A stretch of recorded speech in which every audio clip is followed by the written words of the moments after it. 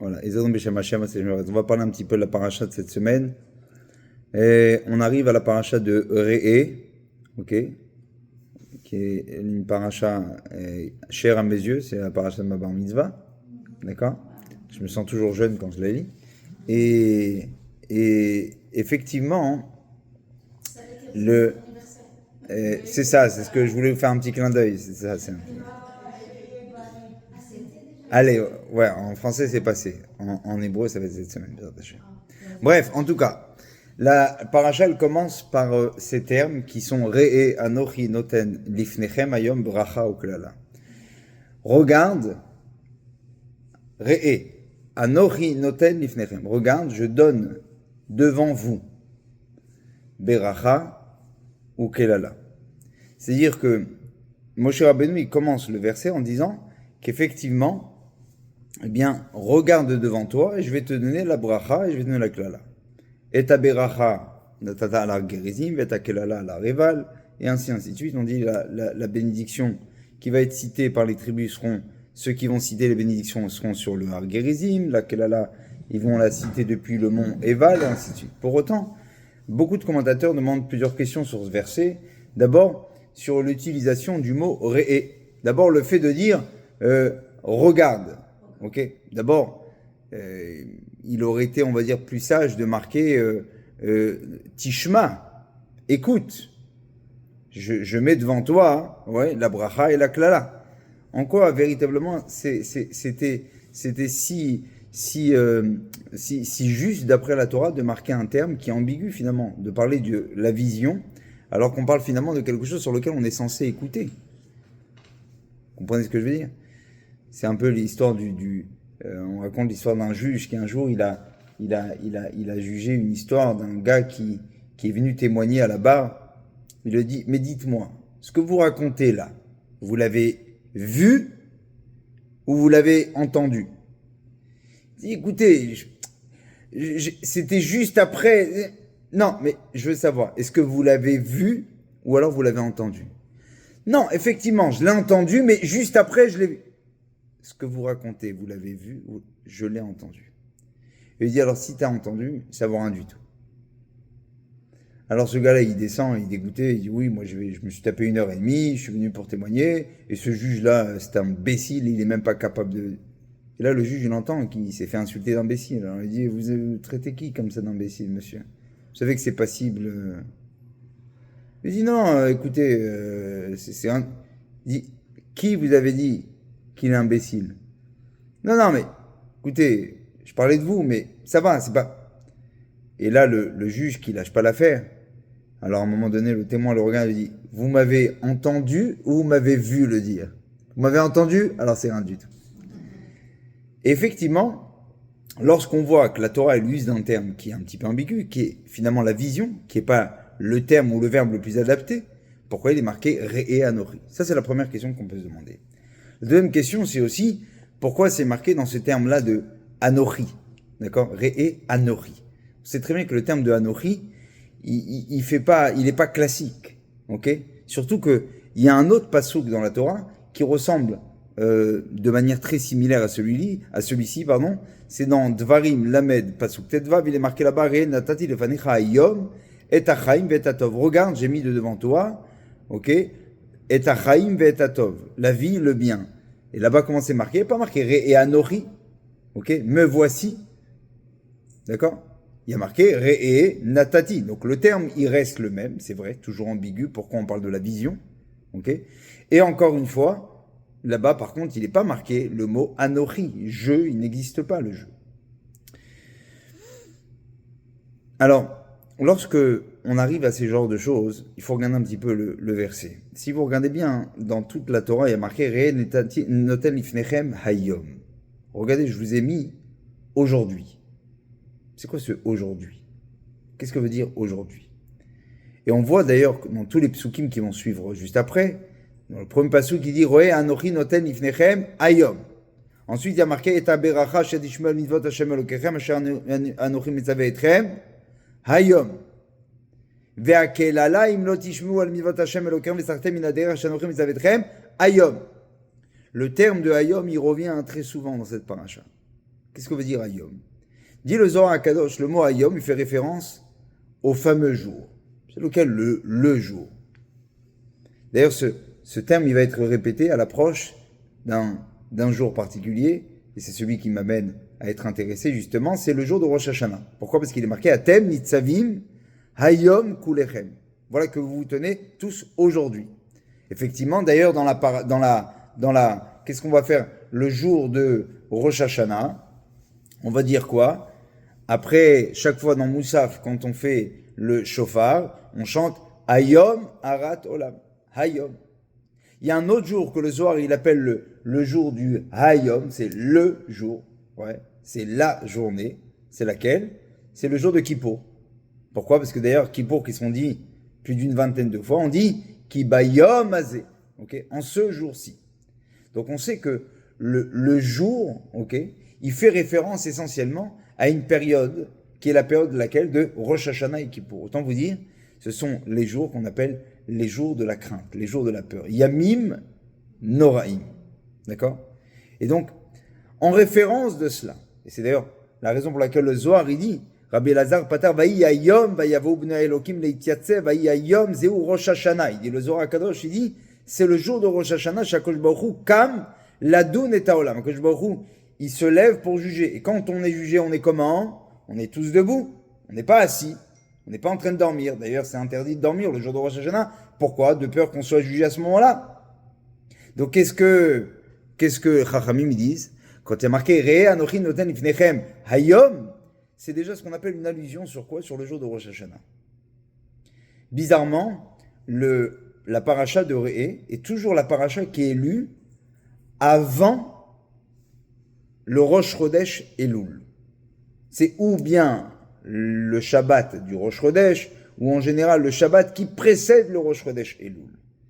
Comme si que la Torah avait un intérêt de nous dire, voilà mes chers amis, sachez qu'on rentre maintenant dans une période, dans une ère, où vous aurez besoin de penser maintenant au Yamim Noraim. On nous rappelle quelque part l'enjeu du jour qui nous arrive, c'est-à-dire le jour de Rosh Hashanah et le jour de Yom Kippour. J'ai vu au nom de certains, d'ailleurs, Chassidim, Sefer Chassidim, il y a marqué dans le Sefer Chassidut, qu'il y a plusieurs rachetevot de ce que veut dire le mot Re'e, et que les lettres de Re'e qui sont Resh, Aleph et He, c'est quoi? C'est Re'e, Elul, Hashavua. Regarde, Elul tombe cette semaine. D'autres qui veulent dire que c'est Rosh Hashanah Elul.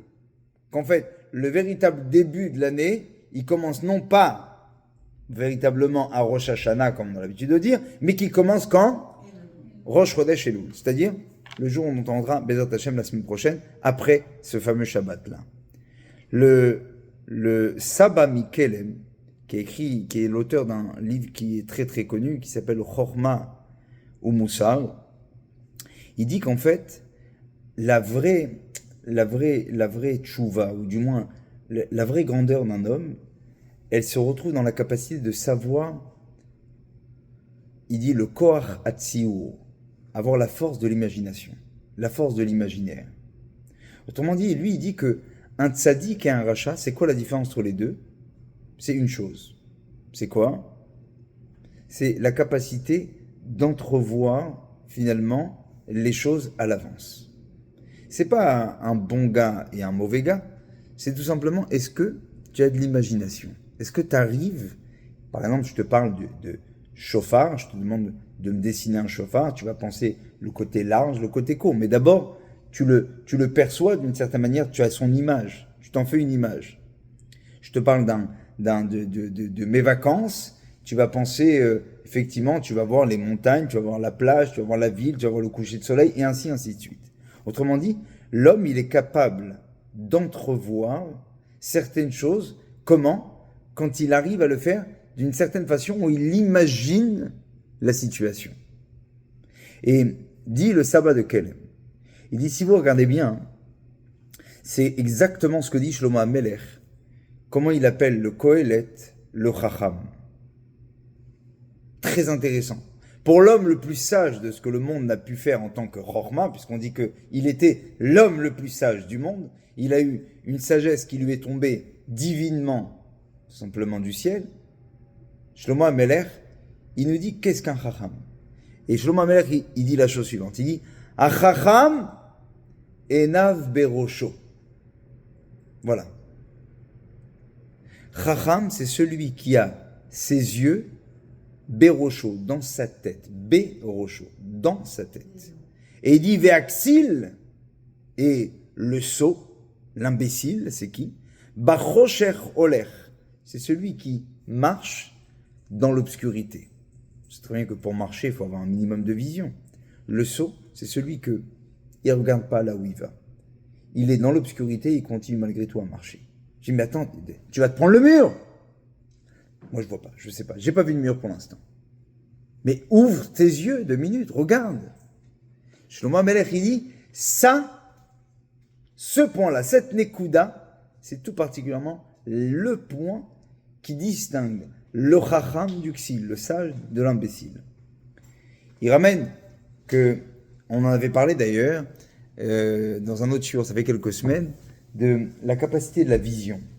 C'est très bien que la vision, elle a ce qu'on appelle toute son importance. D'ailleurs, déjà depuis l'époque de Chava, déjà depuis la Genèse, on nous parle finalement d'un défaut qui s'est joué sur quoi? Sur la vision.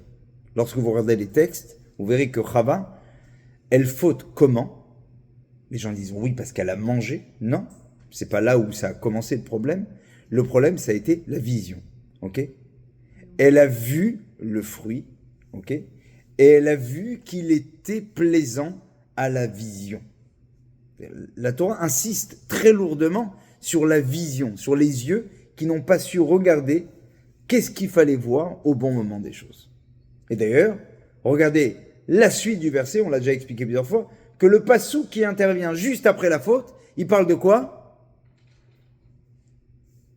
Il dit, et voilà que maintenant, ils se sont trouvés à voir et ils ont vu qu'ils étaient nus.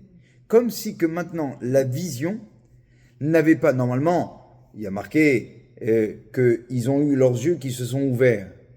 Normalement, on aurait dû dire que si les yeux s'ouvrent, comme en français, on dit, moi je l'ai vu gros comme une maison, c'est-à-dire que je l'ai vu très clairement. La Torah, elle te dit que Vaitpakru eneshnem, c'est-à-dire que quoi? La vue, elle s'est rendue lucide. C'est pas dans le sens de la bonification. Au contraire, c'est que désormais, ils étaient obligés de voir comment? En ouvrant les yeux. C'est-à-dire que la Torah prévoyait que l'homme, normalement, était censé voir sans utiliser ses yeux. Pourquoi? Parce qu'il y avait des yeux qui étaient beaucoup plus importants que les yeux que nous comportons de manière naturelle et légitime. C'est quoi? C'est justement la possibilité de percevoir à l'avance quelque chose qui est censé arriver. C'est-à-dire qu'avant, nous étions des chachamim. Donc l'œil n'avait pas besoin d'ouvrir pour regarder qu'est-ce qu'il allait avoir. C'était évident. C'est-à-dire que le sens était à son comble pour Adam Arishon et Chava, que tout était déjà prévu et prévisible sans avoir besoin d'ouvrir l'œil. Malheureusement, ils sont descendus de Madriga. Et qu'est-ce qui a été tapé en premier chez l'homme? C'est quoi? C'est la vision. C'est à ce moment-là qu'ils ont commencé à devoir ouvrir les yeux pour regarder. C'est-à-dire que cette fois-ci, ils ne font que voir, mais ils n'arrivent plus à percevoir. Ils n'ont plus la perception de la vision. C'est très marrant d'ailleurs, vous regarderez bien, que tout se joue dans la vision. C'est-à-dire que beaucoup de fois, la Torah nous parle dans des moments de grandeur. On va prendre un autre exemple, l'exemple de Matan Torah. Comment la Torah elle essaye de nous faire imaginer un petit peu le moment, si l'événement peut-être le plus unique de toute la création, l'un des grands moments, c'était quoi? Le Matan Torah. Et qu'est-ce qui a marqué à ce moment-là? Il a marqué que Vechol ha'am ro'im et hakolot. Et c'est alors que le peuple voit, qu'est-ce qu'il voit? Le son. Il voit les voix d'Hachem. Depuis quand on voit des voix? Non. C'est plus quelque chose qui est perceptible ni à l'oreille, mais même pas à l'œil. Tout simplement, c'est une vision qui ne se sert pas des yeux.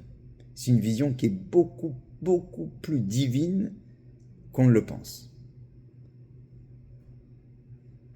Si vous regardez bien, c'est marrant de voir que la Torah insiste dans le départ de Moshe Rabbeinu de ce monde, ok? Il y a un terme très particulier sur Moshe Rabbeinu, qu'on dit que Moshe Rabbeinu, pour dire qu'il n'avait pas vraiment vieilli, qu'est-ce qu'il y a? C'est quoi?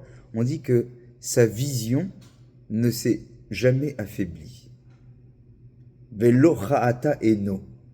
Il y a marqué que Moshe Rabbeinu, il était un homme qui avait encore la vision, même à un âge très avancé.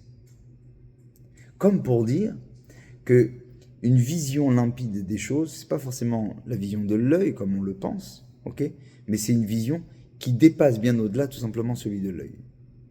Regardez bien que d'ailleurs toute la Géoula, la fin des temps, elle dépend de quoi? Elle dépend de la vision aussi. Quand on sera capable de faire un tikkun, de réparer l'œil, ok, de savoir regarder son assiette et de ne pas regarder ce qui se passe à côté, c'est comme ça qu'on connaît la sinatrina, mais ainsi de suite. Regardez dans la Mida, qu'est-ce qu'on dit? La bracha de la Géoula, Baruch ata Hashem Goel Israël. D'accord, dans la Mida. Mais comment elle commence, cette bracha? Re'ena be'onyenu. Regarde Dieu. C'est la première des choses qu'on demande à Dieu, c'est quoi? C'est Re'e. Ok? Donne-nous la possibilité d'ouvrir les yeux. Et enfin, quand on parle du Beth Amikdash qui reviendra toujours dans la Mida, qu'est-ce qu'on demande à Dieu? Vetechezena enenu beshuvcha letzion. Ok? C'est-à-dire quoi? Que nos yeux puissent voir le retour de Sion. Vous n'êtes jamais demandé que, finalement, on a quasi tout le monde, même s'il n'est pas malade, même s'il n'a pas un problème, il y a une dégénérescence naturelle de la vue. Je ne parle pas pour celui qui a des problèmes de vue. À part ça, même pour celui qui n'a pas de problème de vue, il y a une dégénérescence légitime, cautionnable, qui est normale. C'est-à-dire que tu avances dans l'âge et tu as la vision qui baisse. Comme pour nous dire que finalement, c'est la vision qui est touchée. Parce que parfois, on tente d'utiliser les mauvais yeux pour pouvoir regarder notre vie. Alors qu'en fait, il y a un œil qu'on devrait plutôt savoir utiliser. D'où on le sait ça d'ailleurs? Il y a un midrash qui dit que c'est un Chachamim, ils disent dans le Vaikra Rabbah, qui disent que, vous savez que les 4 sortes qu'on prend à Sukkot, on prend, donc il dit Rabbi Mani Patach, Kol atzmotai tomarna Hashem michamocha. C'est-à-dire quoi? Ce verset qui dit Kol atzmotai tomarna Hashem michamocha. Tous mes os, toute ma personne vient crier devant toi, michamocha, qui haut est comme toi Dieu. Il n'y a pas marqué, ok, tout cela que j'ai dit. Non, il y a marqué Kol atzmotai, toute ma personne vient dire michamocha. De quoi ça parle? On parle de Sukkot. Qu'est-ce qui se passe à Sukkot? On arrive avec le lulav, avec les 2 branches de l'Arava, avec les 3 branches du Hadas, avec le hétrog. Qu'est-ce qu'on dit? Le hétrog, il est dommé la lèvre. On prend un hétrog parce qu'il y a un cœur. On prend le lulav, pourquoi? Parce que ça ressemble à quoi? À la colonne vertébrale, Chuta Shidra. Et on prend la Arava, ok, 2 Aravot, parce que ça ressemble à quoi? Aux lèvres de la personne. On fait le tikkun aussi du lachon. Et pourquoi on prend maintenant la hadas, le myrte, ok? Parce que ça ressemble à la forme de l'œil. Bizarrement, la halakha nous dit qu'il faut 3 branches. Et dans ces branches-là, il faut aussi s'assurer que par étage, vous ayez 3 feuilles à chaque fois. Alors, je peux comprendre pour le hétrog, je peux comprendre pour le lulav, je peux comprendre pour la harava, mais j'arrive pas à comprendre pour le hadas. Tu me dis, il faut que ça ressemble à l'œil. Jusqu'à maintenant, je compte 1, 2, il n'y en a pas. Il est où le 3e? Il dit, le sabbat de Kelem, c'est très simple. Il dit, parce qu'il y a un œil que tu n'as pas compté. C'est le plus important. C'est celui qui est Berosho. Achacham menav Berosho. Ve'aksil bachosher yaler. C'est-à-dire que, et j'insiste sur ce terme qui dit, d'ailleurs, c'est de manière, vraiment, il le dit de manière très, très, très simple. Il dit comme ça, je vous explique. Ma ben tzadik les rachas. Quelle différence il y aurait entre un tzadik et quelqu'un qui est un mécréant? Il dit c'est koach hatziyur, la capacité de son imagination, l'imaginaire. Est-ce que tu es capable de voir des choses sans pour autant avoir à ouvrir les yeux? Qu'est-ce qu'ils disent les gens qui sont pas ma'aminim? Ouais, moi j'ai besoin de voir. Moi j'ai besoin de voir. Moi si je vois pas, j'y crois pas. Le chacham, c'est celui qui te dit, moi je le vois pas, mais je le sens bien comme il faut. Je le ressens fortement. Et cette perception-là, elle est encore plus forte qu'une véritable vision. Et il dit, dans ces thèmes, Ki milo hidrosh tova matmede vechulo tov al koach hatziur chaser la racha. Ce qui manque au rachat, c'est quoi? C'est la capacité de l'imagination. Il dit, c'est pas un manque de émouna, c'est pas un manque de juste de foi, c'est un manque de quoi? Tout simplement, de koach hatziur. On l'a pas appris à lui parler de notions qui peuvent paraître peut-être pour certains abstraites, mais qui dans la vie d'un juif devient quelque chose de visible. C'est concret. Alors le Mahamin, qu'est-ce qu'il dit? Celui qui croit fortement, tout ce qui lui arrive dans la vie, il dit c'est quoi? Ça c'est Hachem, c'est évident. À Kol Min Hashamayim, ça c'est évident. Ça c'est un coup d'Hachem. Regarde comment il m'a cousu l'histoire du début à la fin. Celui qui est Mahamin, il arrive à regarder le début, le milieu et la fin en disant voilà, Kadosh Baruch Hu, il avait tout prévu du départ. Et même dans la punition, il y avait déjà la bonté. Même dans la klala, il y avait aussi la bracha. Comprenez maintenant pourquoi hein? La paracha, qu'est-ce qu'elle nous dit? Elle dit Re'e. Je t'en prie, tu veux la voir, la bracha? Re'e anochi noten nifnechem ayom beracha ou klala. Dans un mois, on arrive à Rosh Hashanah. Hein? C'est ça, le pshat du mot Re'e. Ok? C'est quoi? Re'e, comme on a dit, Rosh Hashanah Elul.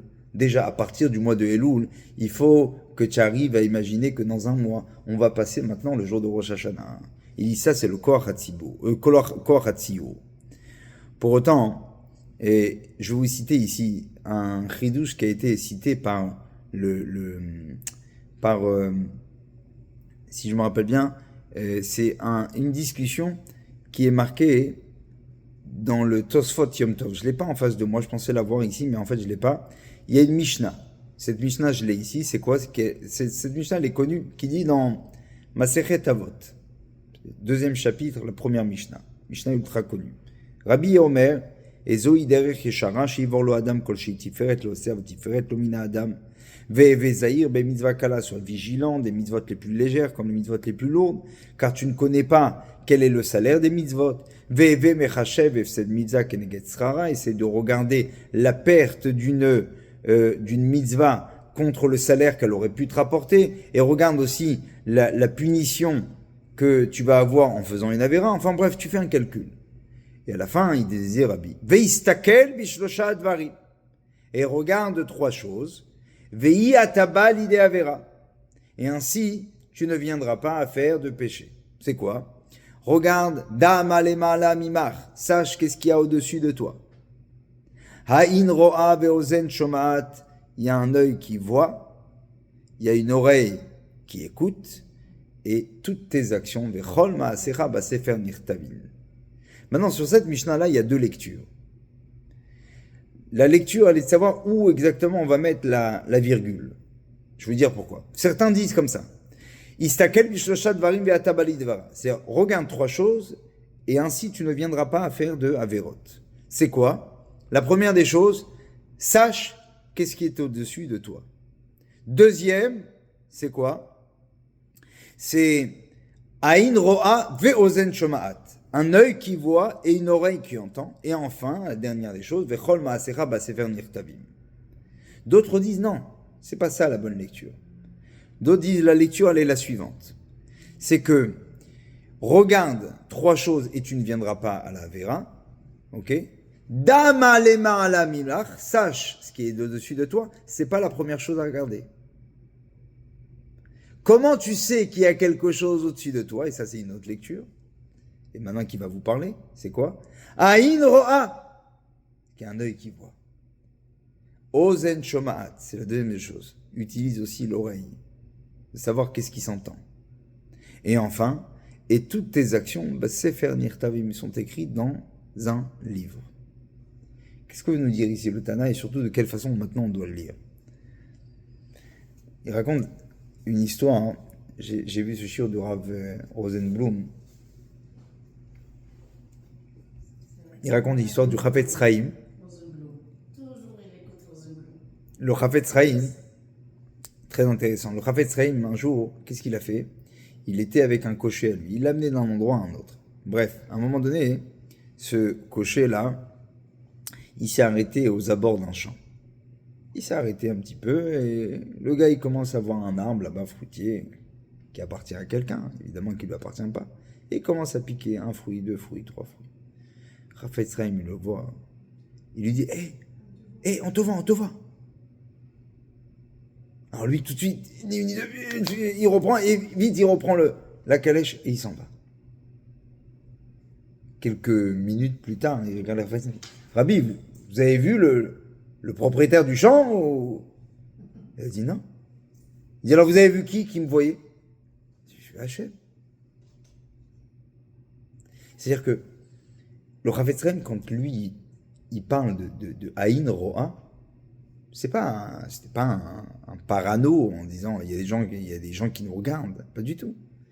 C'est qu'il vivait avec une conscience et avec une sorte de connaissance de la providence divine que pour lui, il n'y a pas un moment dans la vie ou dans la journée où je peux me dire bon, là je peux me permettre, personne ne me regarde. En fait, qu'on soit clair entre nous, c'est toujours un manque de Emouna. Quand on fait une Avera, c'est pas parce que on est des mauvaises personnes, c'est parce qu'on n'a pas travaillé le Koach Hatzio. Parce que pour nous, on se dit non, ça va, personne ne nous voit. Alors qu'est-ce qu'on fait? On fait une chose en cachette. Mais tu as oublié que Hachem, il te voit partout. Il te voit là, il te voit dans ta synagogue, mais il te voit dans la rue, il te voit chez toi à la maison, il te voit dans ta salle à manger, il te voit même quand tu es dans sa salle de bain, il te voit à tous les moments de la vie. Donc cette capacité qu'avait les Gdolim, ok, c'est exactement ce qu'il dit, c'est justement ce Chacham Enav Berosho. Alors, pour essayer d'expliquer justement un petit peu, avant de revenir sur cette Mishnah, il faut comprendre que aujourd'hui, toute la modernité, la technologie qui vient aujourd'hui, elle n'est là que pour nous rappeler finalement. Cette Mishnah-là, quand on dit Aïn Ro'a, à l'époque, on n'avait pas besoin d'avoir des photographes, des caméramans, des vidéos pour comprendre que finalement une action, elle était quelque part gardée, ok, sur un serveur, une disquette. Aujourd'hui, tu prends par internet, par l'air, tu peux regarder qu'est-ce qui se passe à des milliers de kilomètres. C'est à la fois la catastrophe de la guerre des médias actuels qui fait quoi? Qu'en fait, on te fait voir des images entrecoupées sans savoir si c'est le début, la fin, milieu.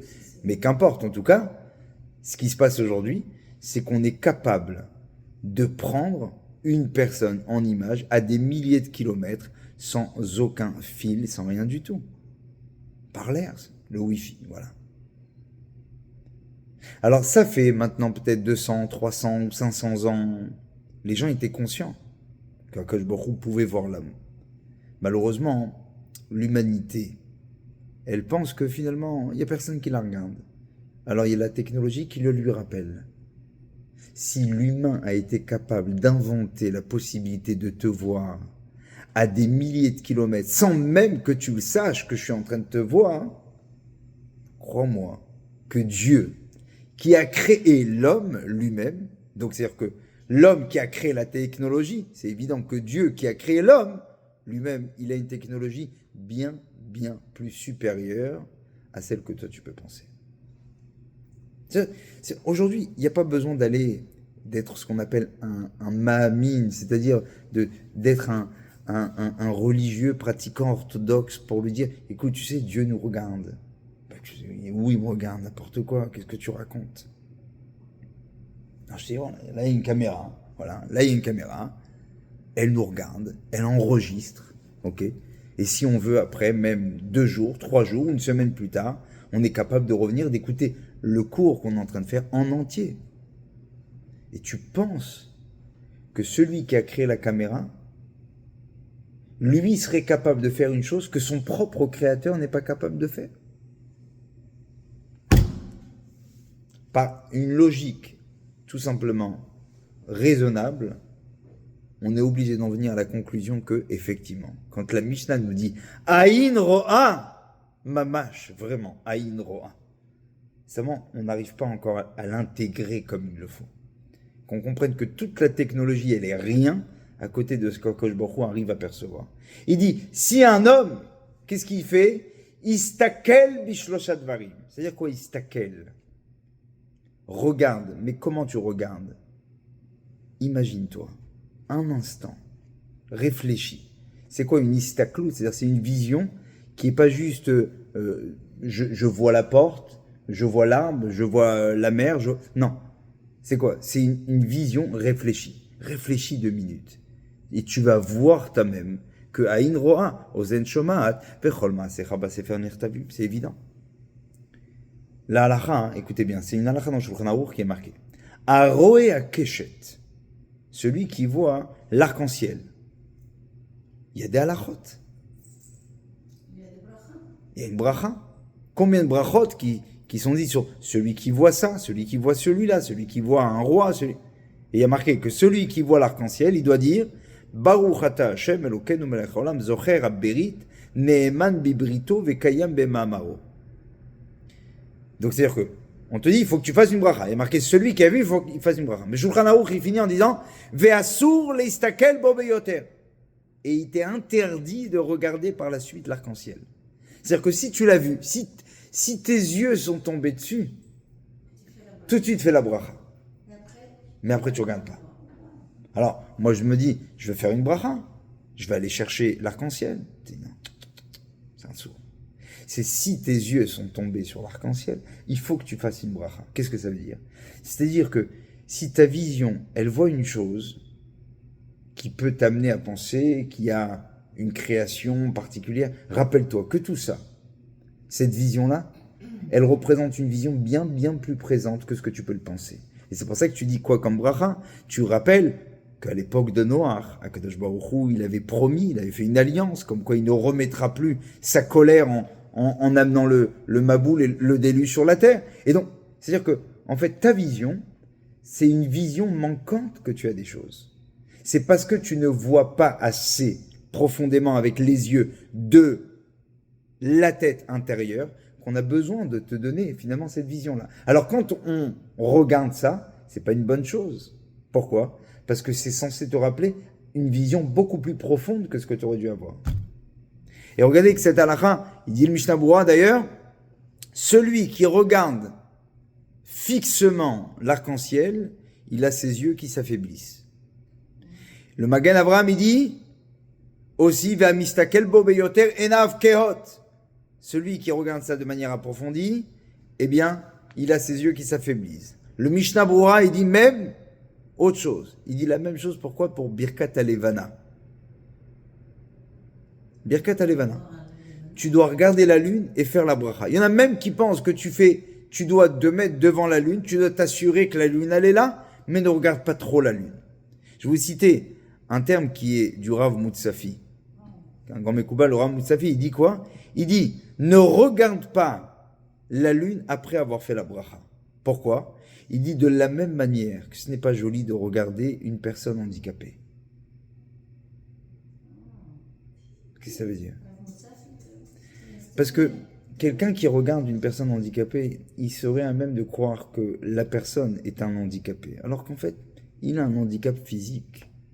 Mais il est lui et toute son entité, toute sa totalité, c'est une créature d'Hachem totale et entière. Ne va surtout pas après un œil de penser que comme il lui manque une jambe ou un bras, qui pourrait être aussi déficient. Non, pas du tout. Ce qu'il est, c'est son intégrité, son intégralité. Ne va surtout pas croire à travers tes yeux qu'il lui manque carrément quelque chose. Donc c'est-à-dire que pareil, la lune, ne la regarde pas en pensant qu'elle est ce qu'on appelle une vision indépendante de Dieu. La vraie vision qu'on doit se garder, c'est laquelle? Et c'est pour ça que la lune, si on la voit, on fait une bracha. Asher B'Ma'amaro, on se rappelle que quoi, que Kosh Baruch Hu, il a créé les luminaires, Barash et Hakim, il a créé la nature et ainsi de suite. Mais d'une certaine manière, ce que je vois dans la vie me remonte automatiquement à une autre vision. Toute vision est censée me ramener à une vision beaucoup plus profonde des choses. Remarquez que dans les tzitzit, qu'est-ce qui est marqué? La même chose. Dans le 3e paragraphe du schéma, on dit Ur item oto uzrartem. La Reïa, ok, c'est quoi la Reïa? La vision dans la Torah, c'est pour nous aider à nous rappeler, comme des petits simanim, des petits signes. On te dit, la Gemara dit, et qu'est-ce que tu regardes dans le fil? Tu regardes le fil bleu azur. Ah, et alors, s'il y a le bleu azur, qu'est-ce qu'il y a? Le bleu azur, ça va te faire rappeler à quoi? À la couleur de la mer. Ah, la couleur de la mer, il est bleu. Mais pourquoi? Parce que tu vas dire, le ciel, il est bleu. Ah, d'accord, mais le ciel, ça va te faire penser à quoi? Ça va te faire penser à qui c'est à Kavod, au trône céleste. Imagine-toi, regarde la Torah où elle parle. Elle te dit, la vision doit être juste une accroche pour avoir une vision plus profonde de la vie. En fait, ta vision ne doit te servir, c'est-à-dire tes yeux ne sont là que, non pas un moyen pour voir la chose telle qu'elle est, mais pour l'approfondir. C'est ça le chacham. C'est pour ça qu'il y a marqué un Pirkei Avot. Ezeu chacham. Aroet anolad, c'est qui l'homme sage? C'est celui qui voit l'avenir des choses. C'est qu'on te dit, mais regarde un peu plus profondément. Ne t'arrête pas juste à une vision bête des choses. Et toute personne chacham qui étudie la Torah, il sait que la Torah, c'est un puits sans fond de sagesse incroyable, à travers une lettre, un mot, une virgule. La forme d'une lettre même, elle déploie une quantité incroyable de messages, des codes, des allusions, et ainsi de suite. La chorma dans la vie, c'est de savoir justement décupler cette vision et de lui donner, on va dire, son terme de l'infini quelque part qu'Akadosh Baruch Hu il a créé. On comprend un peu mieux maintenant. Quand il y a marqué « Istakel bishlosha dvarim », je vous recite ici un pshat de Rav Eliashiv. Rav Eliashiv il dit « C'est quoi Istakel bishlosha dvarim » Tu dois regarder 3 choses. Il dit « Un juif, il doit être conscient de 3 choses. » Voilà, ça il faut qu'on le retienne. Ce sera, pour nous, le cours s'arrêterait là. C'est quoi? Quand tu dois regarder dans la vie, tu dois être conscient, d'abord, qu'il y a ce qu'on appelle une metsiout, c'est-à-dire une réalité, que Hachem, il est là. C'est pas, tu sais, les gens, quand tu leur parles d'Hachem, ils disent, oui, bon, ouais, bon, encore avec vos discours religieux. Non, t'as pas compris. Hachem, il est vraiment là, il est là, il est omniprésent. La metsiout d'Hachem, c'est ça. Ensuite, une autre chose qui est très importante, chez la Torah netuna mina shamayim. Tu dois comprendre que la Torah, ok, elle a été donnée du ciel. C'est pas un homme qui l'a fait, c'est pas un humain qui est là en train de nous dire et dicter des choses qui lui proviennent de lui. La Torah netuna mina shamayim, elle est divine. Ce livre-là, ces paroles qu'on étudie, c'est quoi? Tout vient littéralement d'un monde divin. Ce sont des lettres, certes, que tu perçois, que tu vois, mais dont tu ne perçois pas encore l'infime message qu'il y a dedans. Enfin, et dernière chose, ok, il y a aussi ce qu'on appelle une hashgacha pratique. Parce que tu peux dire, Dieu existe, il a créé le monde, mais bon après, il s'occupe pas des petites fourmis, des petits vers de terre, c'est-à-dire nous les humains, ok. Tu peux dire à la limite que oui, bon, il a donné un bouquin qui s'appelle la Torah, il faudrait qu'on s'en occupe, mais il n'est pas là tout le temps en train de nous regarder pour autant. Non. Hashgacha pratique, c'est-à-dire que toi, mais toi aussi, et toi, et toi, et toi, et moi, et tout le monde, Akadosh Baruch Hu, il s'occupe de ton histoire du début à la fin. C'est ça. Aïn Roa, c'est-à-dire quoi Aïn Roa? C'est qu'on a la capacité de comprendre qu'Akadosh Baruch Hu, il est ce qu'on appelle là. Ça, il y a une metsiout, il y a une réalité. Dieu, il est présent. Ozen Shomaat, c'est-à-dire quoi Ozen Shomaat? Dieu, il tend l'oreille. Tu fais une tfila, tu fais une tzaka, tu fais une tchouva. Akadosh Baruch Hu, il tend l'oreille. Il a ce qu'on appelle un impact vis-à-vis des aléas de ce que toi tu vas faire, tu vas dire, tu vas penser, ainsi de suite. pour le meilleur ou parfois pour le pire. Et enfin, Kol ma'asecha basefer nirtavim, c'est-à-dire quoi? Que toutes tes actions, basefer nirtavim, et sont écrites dans un livre. C'est-à-dire quoi? Dans quel livre on parle? Il est où ce bouquin? La Torah. Dans la Torah, tout est marqué. Kol ma'asecha basefer nirtavim. Toutes tes actions, elles sont déjà prédites à l'avenir. On les connaît très très bien. C'est marqué dans la Torah. C'est divin. C'est-à-dire que ne crois pas que tu vas changer le monde. Dieu a déjà décidé. L'histoire du libre arbitre, c'est encore une autre question. Mais maintenant, en tout cas, sache que ta vie, ton histoire, ton pas à droite ou à gauche, il est calculé et il est, non pas calculé, il est écrit. Toi, tu es dans une salle de cinéma, tu penses que l'histoire se joue devant toi, alors qu'en fait, c'est un faisceau lumineux très très fin qui vient d'où? Qui date depuis 5784, bientôt 5785, qui vient et qui est projeté devant toi. C'est pour ça que le jour de Rosh Hashanah, qu'est-ce qu'on dit?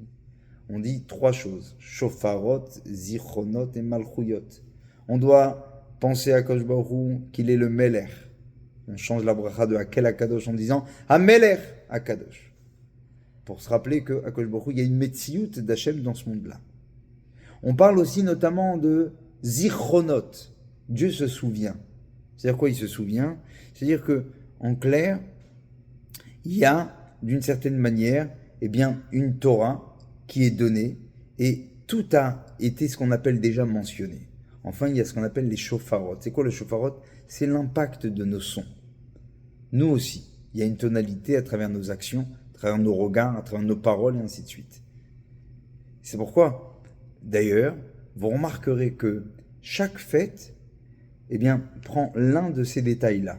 Vous prenez la fête de Pessah, c'est reconnaître la présence de Dieu dans ce monde-là. C'est littéralement ça. C'est Moïse qui arrive voir Pharaon et qui lui explique, écoute, tu penses que tu es le maître du monde, il y a un maître qui est déjà là. Ok?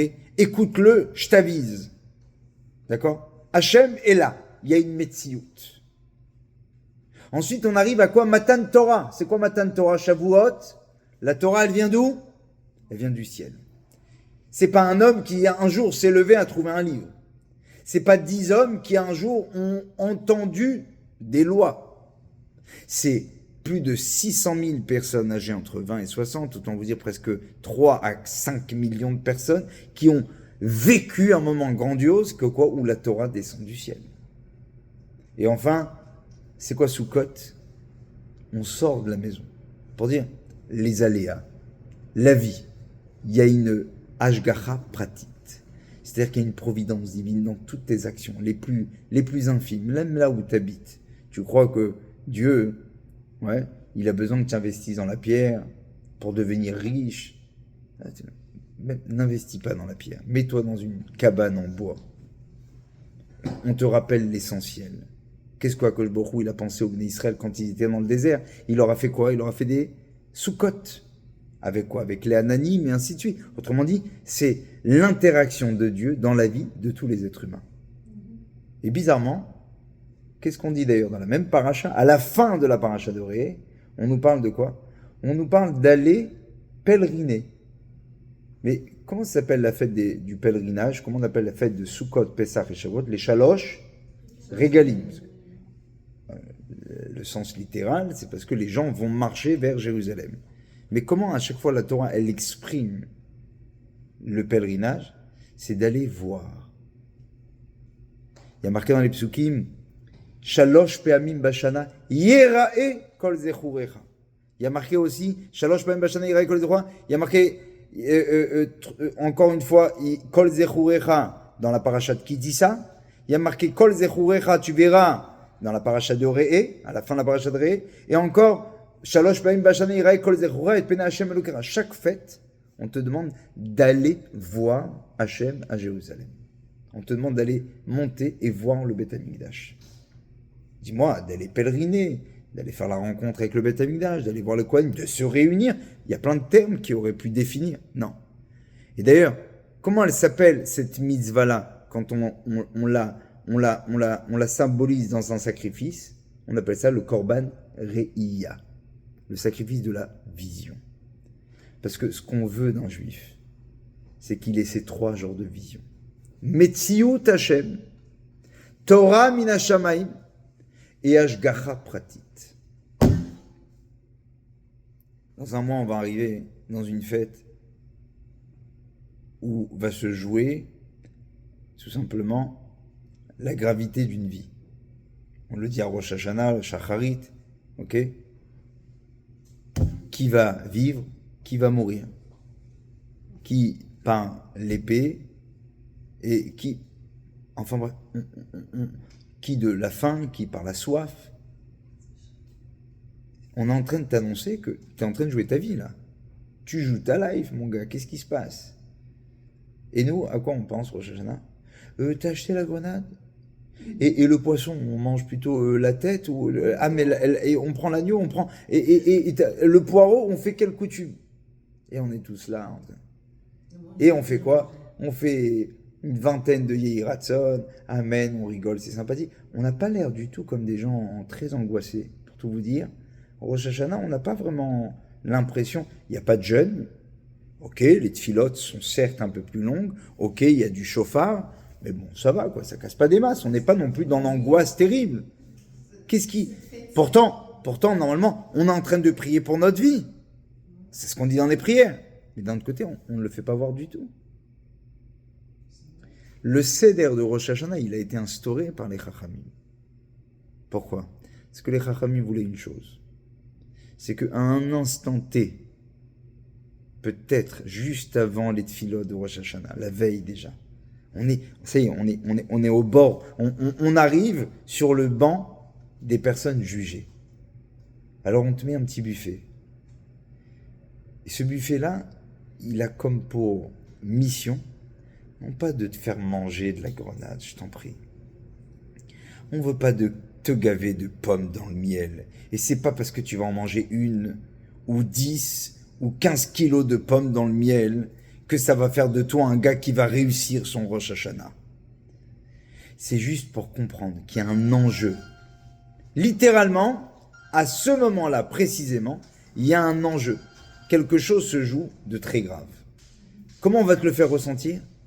À travers ce qu'on appelle un seder. Dans ce seder, on dit surtout des simanim. C'est quoi des simanim? C'est des signaux. Allô, regarde. C'est quoi? On attire sur quoi finalement? On attire notre regard. On demande à ce que la vision s'approfondisse. Pourquoi la grenade? Pourquoi on te demande la pomme dans le miel? Pour que l'année soit douce comme... Ah, très bien. Donc, parce que ça se joue maintenant? Attends. Normalement, un gars sensé, je te dis, écoute, j'ai pas faim, je suis désolé. Demain, je me fais juger, je sais pas si je vais vivre ou je vais mourir cette année, ok?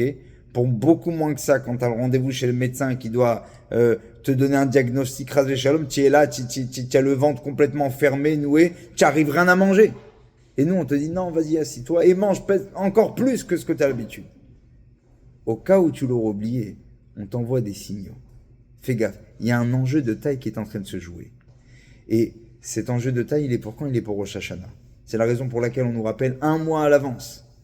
Au début de Elul, on commence les slichot. C'est à partir de là où il faut savoir se préparer convenablement. On te dit, à partir de maintenant, sois dans cette vision tant demandée qu'Hachem veut de toi.